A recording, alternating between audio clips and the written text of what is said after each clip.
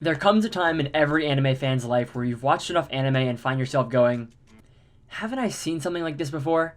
We call these anime tropes, and there are so many of them. So I've taken it upon myself to find the 15 most common ones in anime to rank them on how much I like seeing them when they pop up in the shows that I watch. By the end of the video, if a trope you were thinking of didn't appear, make sure you comment it down below and what you would rate it. And while you're down there, make sure to leave a like and subscribe. But before we start, let's talk about how we're going to be ranking these anime tropes. At the bottom of our tier list, we have the please don't tier.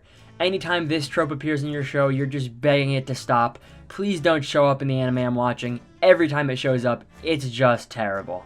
Next up, we have the usually bad tier, where every time this trope shows up in a show, it's usually pretty bad, but there's one or two exceptions every now and again. Our middle tier is the goes either way tier.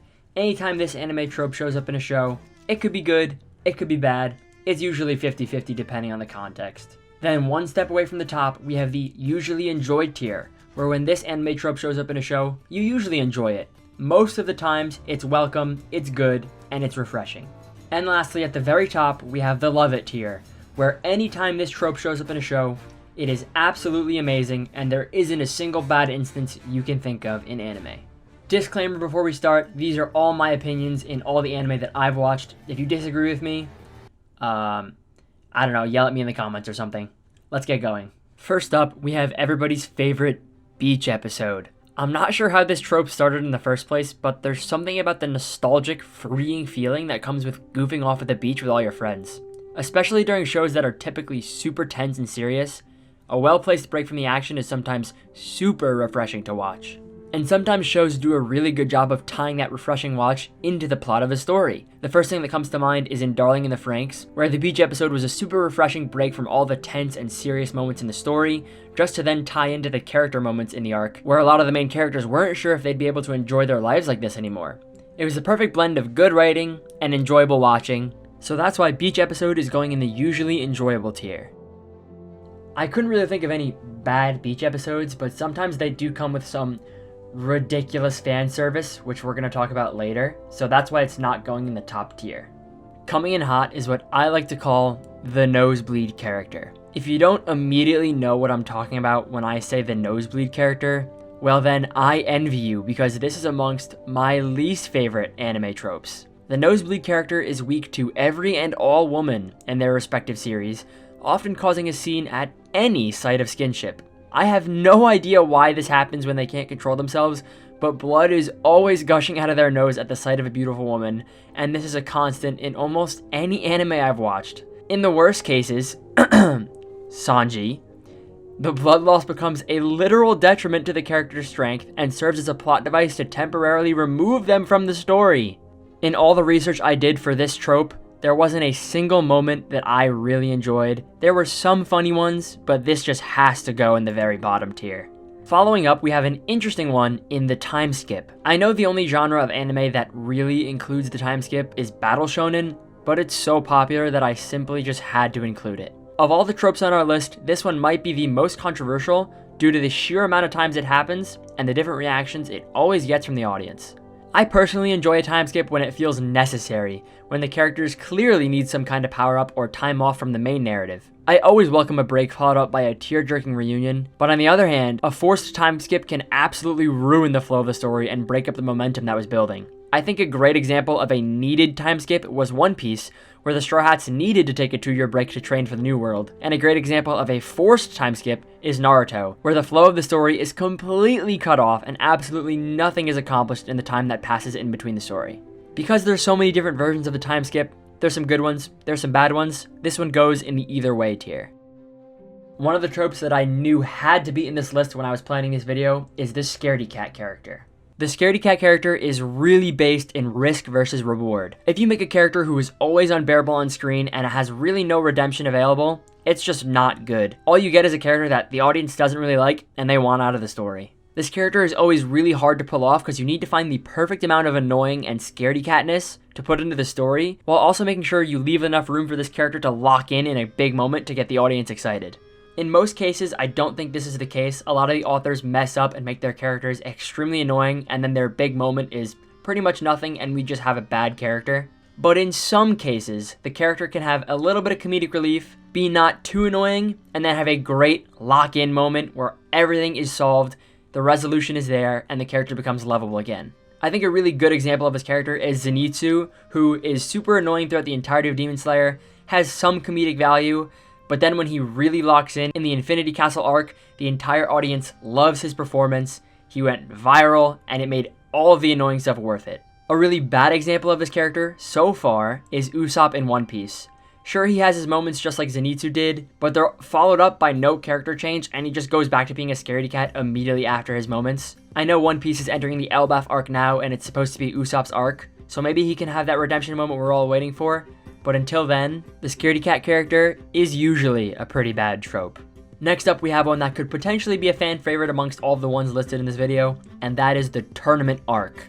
Again, this one's a little limited to Battle Shonen, but it's just so popular that I had to include it. The likes of Dragon Ball and Yu Yu Hakusho really popularized this anime trope, and I honestly think it's been so popular since because it was just great from the start. You can't tell me characters getting built up all around the globe, clashing in one final tournament is not hype. Any culmination of all the things the characters have been working on in a giant bracket-style battle is just so hype in literally any show I can think of. I don't really have much to say about this one other than it's simple, it brings the hype, it creates a great buzz in the anime world, it gets everybody talking, and some of the greatest arcs in their respective shows are all tournament arcs. I seriously could not find a bad tournament arc when I was doing my research, so for that reason we have our first in the love it tier. Moving on to another one that might have some differing opinions in the comment section is the overpowered main character. The overpowered main character is usually tied to isekai series, but it's not limited to that. There's a lot of series with overpowered main characters in fantasy, or even some psychological thrillers like Classroom of the Elite or Tomodachi Game. The biggest thing with the overpowered main character is that there has to be a character arc. I do enjoy watching a character just wipe the floor with all of their opponents if there's some kind of mental conflict or something they're trying to overcome as a person, but when you have an overpowered main character who's just flawless from the start of the series, I really can't get interested in their story or find myself engaging with the character writing. There are so many examples of an overpowered main character. I found some that I absolutely loved, I found some that I absolutely hated, so just by that metric, the overpowered main character goes either way. Next up is a pretty popular one in almost every genre of anime, the Tsundere character. I think a good female character in a series has the potential to be more compelling than a lot of other character archetypes, but the Tsundere, in my opinion, normally ruins that potential. The only good case I can think of is Noelle from Black Clover, where she has some kind of redemption, where she comes to terms with her feelings with Asta and isn't just kind of shying away from those feelings for the entire story for fan service. In every other case, the character is usually just unnecessarily mean to the main character just to make the audience laugh, and it's not that funny most of the time. Now, I don't mean to upset the Gooners, but a lot of the times the Tsundere character is also accompanied with ridiculous fan service, which again we're going to get to later, so in most cases the Tsundere character is bad, so it'll go in the usually bad tier. Next up, another controversial one, the power of friendship. The power of friendship has a lot of different meanings, but the power of friendship that I put on this list is when the characters win an insanely uphill battle just through the power of friendship. Exactly what it sounds like. There's no explanation for how the powers worked, there's no explanation for where this strength came from, it was simply the love for their brothers and sisters that pushed them through. Seriously, the only good example I can find in hours of research in this one was Gurren Lagann, and I don't even know if I want to count that one because the entire series is just a feel-good series, and there is even some logic behind the character's strength. But other than that, every other example is just characters pulling things out of their butt, and the authors trying to find an excuse to justify it because they needed to wrap up their story and didn't know how to beat the main villain. Two shows that I dropped for this very reason were Fairy Tail and Seven Deadly Sins. I know people like the characters, but I could just not bear with any of the strength having zero explanation and the characters just willing their way through to a victory. It probably goes without saying, but this is definitely going to the bottom tier. Coming up next, we have something that I think is the soul and essence of anime, something that the genre itself was founded upon, and that is transformations. I know again this is something that's kind of unique to Battle Shonen, but I do think there's some examples in other genres like fantasy or isekai where this is prevalent as well. I am a sucker for a good transformation. When the character has some kind of visual change that synchronizes up with their character change in their character writing, also accompanied by some newfound strength to protect their friends, I absolutely live for this. The main difference between this and the power of friendship that we just discussed is that the transformations normally have a really good explanation as to why they're happening and what new strength they bring to the table. I could go on and on and on about listing good transformations. One Piece has amazing transformations, Black Clover has amazing transformations, Naruto has amazing transformations, Bleach has amazing transformations. I could literally go on and on. The hype behind the shonen genre was founded upon these principles, and I seriously could not find any bad examples. Transformations joins the tournament arc in the Love It tier. Following that, we have something that I think I will probably get a little bit of flack for, and that is the mid-fight flashback. Now immediately you're probably thinking the mid-fight flashback ruins the flow of the story, it interrupts everything you were watching, and you just wish you could get back to the fight. But as I'm a sucker for good character writing, I actually disagree. I think a well-placed and well-written mid-fight flashback, followed by some kind of transformation like we just mentioned, or power-up, can be really compelling in a story. Especially when the character's at their brink and then they remember something or realize what they're fighting for a second time in the story, followed by a huge surge of strength and an overwhelming victory. It's not exclusive to Battle Shonen either. A show that does this impeccably well is Haikyuu, where characters remember something from their childhood, typically why they started playing volleyball or why they're even here in the first place, followed by an amazing break point to bring the victory for their team. This just absolutely hits the spot. That being said, there is definitely some moments where it ruins the flow of the story and the flashback goes on too long, so when you cut back to the present you forget what was happening. So the mid-fight flashback will go in usually enjoyable, because there are some cases that I did not like. The last two anime tropes we talked about mentioned strength and power-ups, so let's cut to the training montage. Everybody knows the training montage, especially if you watched the last Demon Slayer season, where the characters need to get stronger for an upcoming battle, so instead of going into an in-depth training arc where we learn what the characters need to discover, where they need to improve, we just get kind of a slideshow about how they're improving and all of their training. As you could probably tell throughout the course of this video, I am a sucker for character writing, and I'm a sucker for thorough, in-depth storytelling, so I really don't like when a lot of the important training is cut out or reduced to just a music video. Like I mentioned before, Demon Slayer is the biggest perpetrator of this. I love Demon Slayer and I'm excited for the final arc, but to have an entire season just be chopped up into different training montages, it doesn't really bode well for the story. There were some things about the training montage that I did like in Demon Slayer, and there's also some in other stories that I do like, so it won't go in the bottom tier, but it's usually pretty bad in my opinion. Speaking of Demon Slayer, the forgotten unlocked power anime trope was first exposed to me when I watched Demon Slayer, which was one of my first anime. I know maybe I'm contradicting myself with this one, where I said I like thorough explanations of where powers come from, and forgotten unlocked powers that are just randomly unlocked out of nowhere kind of go against that principle, but we also have to keep in mind my opinion about a mid-fight flashback. A good mid-fight flashback where the character remembers something that they had forgotten, or everything clicks in their mind, just like Demon Slayer and Tanjiro in Season 1, followed by a huge unlock in power, something that they didn't know they were capable of, oftentimes revered by other characters in the series that wasn't meant to be possible in the entire universe. I actually kind of like it. I know there can be some writing problems with this one, but oftentimes it brings enough hype that it's enough to excuse. And a lot of the times it ties in with the world building of series pretty well, allowing for the author to kind of explain where the power came from in the first place and how other characters are related to it. Like I said, there are some cases where the power is not explained enough, so for that reason, this is going to go in usually enjoyable because there was some cases that I did not like. I've mentioned it in this video many times. Let's get to the Goliath.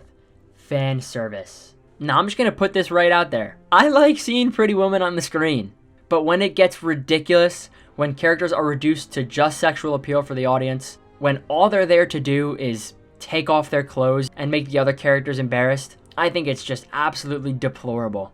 The biggest example of this is Tamaki from Fire Force, who I'm sure you were all expecting me to mention, where her entire character was reduced to a gag. Anytime anyone touches her, her clothes come off, all the other characters get flustered, and the audience is meant to like it. I loved Tamaki in the beginning of Fire Force. I thought her powers were sick. She even was building up a cool character arc that I was excited to follow along with. The second she was reduced to just a bra and some underwear, it just ruined the character for me. I don't understand how people like fan service like this. I'm not against some fan service that's natural, like Nami and Robin just wearing revealing clothing on the Straw Hats boat because it's a hot day out. That's fine. I wouldn't even consider that fan service. It's just eye candy. But fan service where female characters or even male characters are just reduced to sex appeal is one of the worst things an anime can do. It butchers characters, it makes it awkward to watch, and it's just not enjoyable at all. I'm sure I don't even need to explain, but please just stop with the fan service. Now that we've got that out of the way, let's get to a more tame one, absent parents. Absent parents can mean parents that disappeared at birth, parents that died in the beginning of the story, or parents that are just never mentioned in the entire narrative. Anything really falls under the umbrella of absent parents, but it happens a lot in anime. I think the reason for that is a lot of people would find themselves wondering, what do their parents think of this, if parents were included in some of these anime? And because there are a lot of different cases of this, I find some that I like and some that I dislike. I think if a character's backstory is not as important and how they were raised doesn't really impact their character writing, there's no need to include the parents, and them being absent really doesn't bother me. I think a good example of this is Deku, who has his mom for some of his character writing, but the absence of his father plays no role in the entire story, and that's okay, it doesn't need to. But there's also some times in shows where I just can't stop myself from thinking, what the hell do these characters' parents think they're doing? I had this thought for a lot of characters in Tokyo Revengers, where I was just thinking to myself, do any of these characters' parents know what they're doing? This is ridiculous. When it gets like that, I think it takes a little bit away from the story and its realism. I know some shows don't really need that realism and you're meant to just ignore it, which is totally fine. So I think it's totally accurate to put absent parents in goes either way. Now the last trope on our list is something that I genuinely believe is the heart and soul of anime, and it is a big reason why anime is popular in Western culture now. And that is shouting attack names. I know this might be a little bit controversial because people think this is cringe and they don't want it in their serious stories, but I think when a character shouts an attack name, it is freaking awesome, dude. More importantly than it just being awesome, it's important for the growth of a series. You can't tell me that Naruto or Dragon Ball wouldn't be as popular as they are if kids weren't out there going Kamehameha or Sharingan. Those things are important for the growth of anime and the creation of culture around anime. I also think a good attack name and a character shouting something in desperation to defeat a villain is iconic. Luffy screaming Jet Gatling as he takes down Lucci is one of my favorite anime moments of all time, and without that screaming voice acting of that final attack name, I don't think it would hit as hard. And even on the reverse, the existence of attack names being shouted allows for silent moments to feel even better. How awesome is it that Luffy attacks every time with an attack name just for him to punch that Celestial Dragon in the face without saying a word? It would not hit as hard if it weren't for the fact that Luffy was silent for the first time when he hit this punch. Shouting attack names makes anime iconic, it's hype, even if it's cringe, it brings notoriety to these characters in these animes. Without a doubt, shouting attack names is amazing. I love it in every sense of the way. And there you have it. My 15 most popular anime tropes ranked in 5 different tiers. Like I said at the beginning of this video, if there's a trope that I missed, go ahead and comment it down below and where you would rank it. Or if you disagree with any of my rankings, go ahead and tell me why. I'm going to make an effort to read and respond to all your comments just because I like talking about this stuff. And while you're down there, don't forget to like, comment, subscribe, all that good stuff. And remember, next time you're in a fight, don't forget to shout your attack name. Peace out.